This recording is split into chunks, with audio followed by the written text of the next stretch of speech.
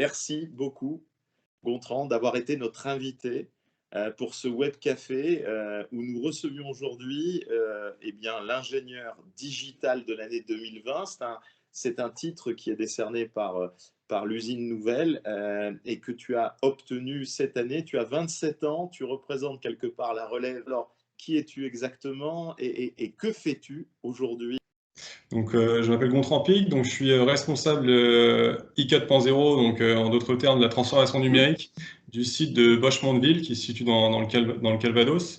Et donc j'y travaille au déploiement et à la mise en place de solutions connectées, que ce soit en termes de production connectée, de logistique connectée ou plus récemment sur des sujets de big data et d'intelligence artificielle. Et c'est dans ce domaine-là qu'on a pu et que j'ai pu défendre un projet qu'on a mené dans la prédiction d'un résultat de test sur une ligne de production. Quels ont été les points clés de ton intervention et notamment ce sujet, cette expérimentation, cette innovation qui t'a permis de retirer l'attention du jury d'usine Nouvelle? Je retiens le fait qu'il y a beaucoup de questionnements sur la difficulté de la mise en place de telles solutions, que ce soit en termes d'investissement, d'efforts humains ou de structures organisationnelles qui permettraient ce genre de remontée. Et également que c'est une technologie et un concept qui est déclinable à beaucoup d'autres chaînes de production et à beaucoup d'autres moyens de test. Et je pense que cette technologie d'IA a énormément de potentiel sur des sites industriels, pas uniquement sur des intelligences artificielles qu'on peut voir sur des sites web via des chatbots, mais énormément de potentiel dans le monde de l'industrie. Alors, puisqu'on parle de l'industrie de demain, d'abord, quelle est ta vision de cette industrie du futur et surtout, quelles sont les technologies qui, pour toi, sont essentielles, vont être dominantes ou vont être les innovations majeures pour construire cette industrie 4.0?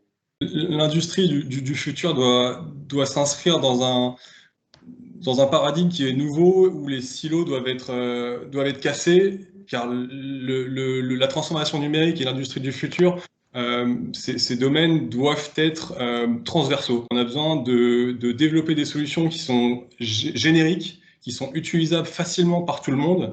Et cet aspect de transversalisation, de révolution en termes d'organisation et en termes de management, je pense que c'est un élément clé.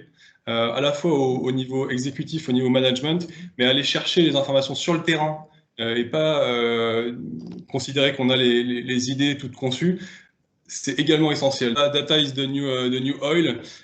C'est effectivement ça pour moi dans tous les domaines, particulièrement dans l'industrie. Si on arrive à connecter nos équipements, à connecter nos véhicules logistiques, on pourra trouver beaucoup plus de croisements de données et de nouveaux indicateurs de performance, de nouveaux moyens d'améliorer notre efficience, notre performance et en conséquence notre compétitivité. Si tu avais un message à faire passer aux industriels qui t'écoutent? Prendre du recul pour concevoir une vision future et savoir découper de façon pragmatique cette vision en petits blocs qui nous permettent de faire des projets pilotes. Les difficultés qu'on peut rencontrer en s'engageant directement dans un projet pilote sans penser à une vision globale mûre et mature, ce sera qu'il ne sera pas possible de mettre à l'échelle ce projet pilote. Et peut-être deuxième message, c'est aussi au niveau du mindset des collaborateurs.